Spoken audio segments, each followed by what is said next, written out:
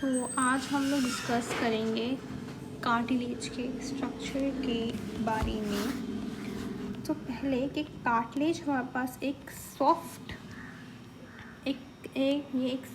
Flexible form of connective tissue है जो कि surrounded by a layer called perichondrium. अब जैसे कि हम यहाँ पर लिख लेते हैं कि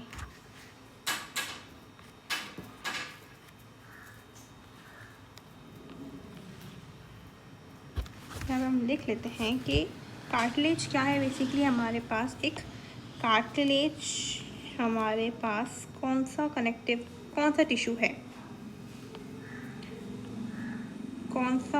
है, तो कार्टिलेज बेसिकली हमारे पास कौन सा टिश्यू है, ये हमारे पास कनेक्टिव टिश्यू है। कनेक्टिव टिश्यू है, ठीक है। और इस फॉर एग्जाम्पल समझिए कार्टिलेज है, ठीक है। उसकी बाहर वाली हम कवरिंग को क्या बोलेंगे, ये क्या है, पेरिकॉन्ड्रियम। तो ये क्या है,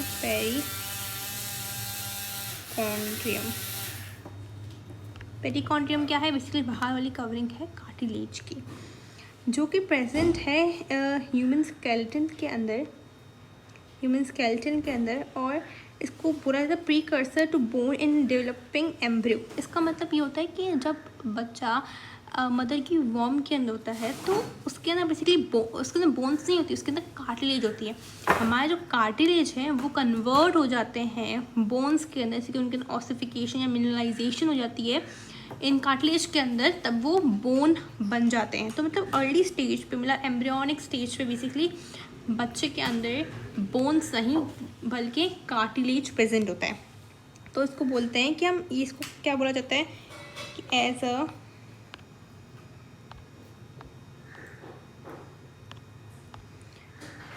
precursor to bone in developing embryo की डेवलपिंग में द प्रीकर्सर बोला जाता है। फिर बोला cartilage is present in joints to provide cushion, reduce friction between bones. अब ये बेसिकली हमारे पास कार्टिलेज कहाँ प्रेजेंट होता है, हमारे पास जॉइंट्स के अंदर प्रेजेंट होता है, जॉइंट्स के अंदर मौजूद होगा हमारे पास, ताकि प्रोवाइड करे कुशन। अच्छा, कुशन मतलब रिड्यूस फ्रिक्शन। अब फ्रिक्शन को रिड्यूस करने के लिए या कभी कभी शॉक लगता है, तो उस शॉक से हमें बचाने के लिए हमारे पास इसका कुशन एज अ यूज़ होता है, और फ्रिक्शन को कम करने के लिए भी हमारे पास कार्टिलेज बेसिकली यूज़ होता है। और ये अच्छा फिर क्या है, give them protection from compressive forces and weight bearing stress during movement. जब हम मूवमेंट करते हैं, जब हमारे मसल्स और बोन्स मूव करते हैं, तब उन्हें स्ट्रेस से बचाने के लिए तो ये हमारे पास कार्टिलेज मौजूद हैं। अच्छा, cartilage gets nutrition from their surrounding tissues by diffusion. अच्छा, बेसिकली कार्टिलेज के अंदर ये होते हैं हम उसको बोलते हैं ए वेस्क्यूलर, मतलब इसके अंदर ब्लड वेसल्स नहीं है, तो इसको न्यूट्रिशन कैसे मिलेगी, थ्रू किससे मिलेगी, हमें डिफ्यूजन से मिलेगी। अब क्योंकि since they lack blood vessels therefore they grow and repair slower than other tissues. जब हम पास ब्लड का सप्लाई होता है तो बेसिकली वो जल्दी ग्रो और रिपेयर होते हैं, बट यहाँ पे नहीं है तो उसको टाइम लगता है as compare to bones. Formation, मतलब कार्टिलेज की फॉर्मेशन स्टार्ट कैसे होगी। अब formation of cartilage is initiated by chondroblast. ये स्टार्ट होती है कॉन्ड्रोब्लास्ट से, जो located in outer covering of developing bone and divide to form chondrocyte cells. अब फॉर्मेशन कैसे स्टार्ट होती है, बेसिकली हमारे पास जो कार्टिलेज की हमारे पास होते हैं कॉन्ड्रोसाइट सेल। वो कॉन्ड्रोसाइट सेल बेसिकली कहाँ मौजूद होते हैं, बाहर वाली कवरिंग की किसकी, डेवलपिंग बोन, मतलब ऐसी बोन जो अभी भी डेवलप हो रही है, उसके अंदर भी ऑसिफिकेशन मिनरलाइजेशन का प्रोसेस हो रहा है, उसके बाहर वाली कवरिंग मतलब पेरियोस्टियम के बाहर या एंडोओस्टियम के बाहर सेल्स होते हैं कॉन्ड्रोब्लास्ट, ठीक है। कॉन्ड्रोब्लास्ट डिवाइड हुए कन्वर्ट हो जाते हैं कॉन्ड्रोसाइट्स के अंदर। कॉन्ड्रोब्लास्ट डिवाइड हुए कन्वर्ट होते हैं कॉन्ड्रोसाइट के अंदर। अब कॉन्ड्रोब्लास्ट कहाँ होंगे, बेसिकली जो डेवलपिंग बोन होगी हमारे पास, डेवलपिंग बोन के बाहर वाली कवरिंग के यहाँ पे हमारे पास कॉन्ड्रोब्लास्ट होते हैं। कॉन्ड्रोब्लास्ट डिवाइड हुए कन्वर्ट होते हैं कॉन्ड्रोसाइट के अंदर। अब they are considered in lacuna in the cartilage and produce film matrix that contain. अच्छा, अब ये लेक्यूना क्या है? बेसिकली लेक्यूना है हमारे पास हॉलो स्पेसेस होती हैं, तो उनके अंदर बेसिकली ये ऑस्टियोसाइट्स आके जमा हो जाते हैं, एक बंडल बना लेते हैं। तो बंडल ऑफ ऑस्टियोसाइट हम बोल सकते हैं कि हमारे पास लेक्यूना है, एक बंडल बन जाता है, एक स्पेस बन जाती है, उस स्पेस को हम बोलते हैं लेक्यूना।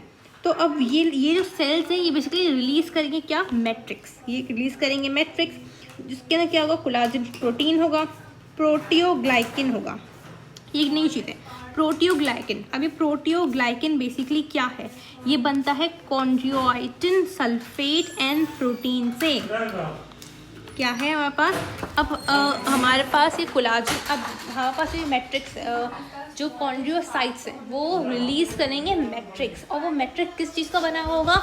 कोलाजन फाइबर्स का बना हुआ होगा, प्रोटीन्स का बना होगा, और हमारे पास एक और यहाँ पे एडिशन हुआ है प्रोटियोग्लाइकिन का बना हुआ है। और प्रोटियोग्लाइकिन क्या है? बेसिकली हमारे पास कॉन्ड्रोइटिन सल्फेट और प्रोटीन को मिला के हम बोलते हैं ये प्रोटियोग्लाइकिन है। प्रोटियो मतलब प्रोटीन, ठीक है। ग्लाइकिन हम बोल सकते हैं फॉर्म ऑफ कार्बोहाइड्रेट, ग्लाइकिन, ठीक है। अब ये कॉन्ड्रोइटिन सल्फेट और प्रोटीन को मिला के उसको बोलते हैं प्रोटियोग्लाइकिन। और कुछ other non collagenous proteins to develop cartilage, ठीक है। अब हमारे पास 3 तरह के बेसिकली कार्टिलेजेस मौजूद होते हैं, और उनका अलग अलग फंक्शन भी है, और उनका अलग अलग स्ट्रक्चर भी है, ठीक है। अब फर्स्ट ऑफ ऑल हमारे पास जो फंक्शन है बेसिकली हायालाइन कार्टिलेज, जो कि प्रेजेंट है बिटवीन रिब्स और हमारे स्टर्नम में। रिब्स और हमारे स्टर्नम के दरमियान हायालाइन कार्टिलेज है। हमने पढ़ा था ना, वहाँ पे होता है costal cartilage, we read this right. अब कोस्टल कार्टिलेज कहाँ है? हमारे पास रिब्स और स्टर्नम के दरमियान है, तो दैट इज़ हायालाइन कार्टिलेज। नोज़ में हमारे पास होता है, and the bone surface and many joints में हमारे पास हायालाइन कार्टिलेज है। बेसिकली हमारे पास जो साइनोवियल जॉइंट्स है वहाँ पे भी यहाँ पे हायालाइन कार्टिलेज प्रेजेंट होते हैं। देन इसके तरह smooth surface that allows tissues to slide easily, ताकि ये स्लाइड इजीली कर ले। मतलब हम बोल सकते हैं तकरीबन जहाँ साइनोवियल टिश्यू में होता है, साइनोवियल जॉइंट्स के अंदर होता है, हमारे पास स्टर्नम और रिब्स के दरमियान हायालाइन कार्टिलेज हो गया, हमारे नोज़ के अंदर हायालाइन कार्टिलेज है। देन हमारे पास दूसरी टाइप है फाइब्रो कार्टिलेज, जो सबसे हार्डेस्ट है। सबसे हार्डेस्ट कौन सा है? Fibro cartilage. जो बताऊँ कहाँ मौजूद होता है? हमारा pubic symphysis, that is basically what this white fibrous cartilage, that is basically this pubic symphysis. Hardest among other, it is present in intervertebral disc, हमारे intervertebral disc के दरमियान भी कौन सा white fibrous cartilage है। in knee joint and in pectoral girdle, pectoral girdle में भी हमारे पास क्या है? फाइब्रो कार्टिलेज है। then we have elastic cartilage, तो सबसे flexible, सबसे strong बेसिकली होगा वो बेसिक कौन सा है? इलास्टिक कार्टिलेज, जो कि कहाँ लोकेटेड है? पिना of the year, external internal auditory tubes, एपिग्लॉटिक्स और लैरिंग्स। ये सारी क्या है? फ्लेक्सिबल चीज़ें। तो क्या होगा यहाँ पे? Flexible cartilage. इफ आई से इसमें सबसे अबंडेंट कार्टिलेज कौन सा है? तो बेसिक हायालाइन कार्टिलेज सबसे अबंडेंट कार्टिलेज होगा यहाँ पे। तो यहाँ पे आप देख सकते हैं ये रेक्यूना बनाया हुआ है, यहाँ पे इन्होंने फिल्ड स्पेसेस, ये बाहर वाली लेयर पेरिकॉन्डियम, ठीक है। तो I hope this is clear to you.